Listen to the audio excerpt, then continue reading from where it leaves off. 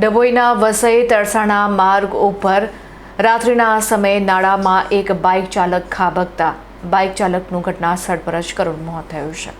વાઘોડિયા તાલુકાના અંડોલી ગામના રહેવાસી સંજય વસાવા ડભોઈથી પોતાનું કામ પતાવીને મોડી રાત્રે બાઇક પર ઘરે પરત ફરી રહ્યા હતા।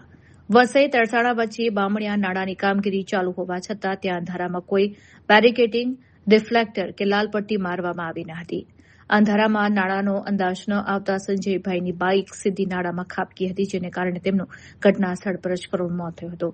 આ ઘટનાને પગલે સ્થાનિક રહીશો અને મૃતકના પરિવારજનોમાં ભારે આક્રોશ જોવા મળી રહ્યો છે। સુરક્ષાના નિયમોનું પાલન ન કરીને કોન્ટ્રાક્ટરે એક હસતા રમતા પરિવારનો માળો વિખેરી નાખ્યો છે। જો સમયસર ચેતવણીના બોર્ડ હોત તો આ અકસ્માત રોકી શકાયો હોત। આ ઘટનાની જાણ થતાં જ ડભોઈ પોલીસે સ્થળ પર પહોંચી મૃતદેહને પોસ્ટમોર્ટમ માટે ખસેડ્યો છે અને ગુનો નોંધી બેદરકાર કોન્ટ્રાક્ટર સામે કાયદેસરની કાર્યવાહી હાથ ધરી છે।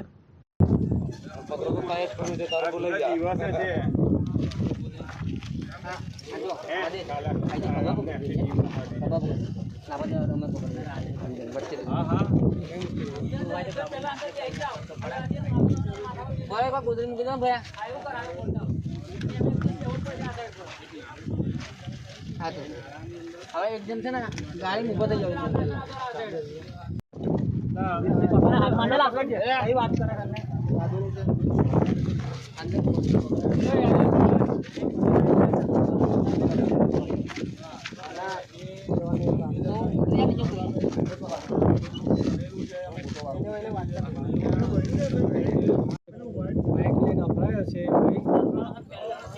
કઈ સિગરેટ મૂકેલો છે નહીં, ડાયરેક્ટ એની જાતે જ ઠોકેલો છે, કોઈ અંગત ઠોકેલો નહીં અને એની ડેથ થઈ ગઈ છે। શું નામ છે એનું?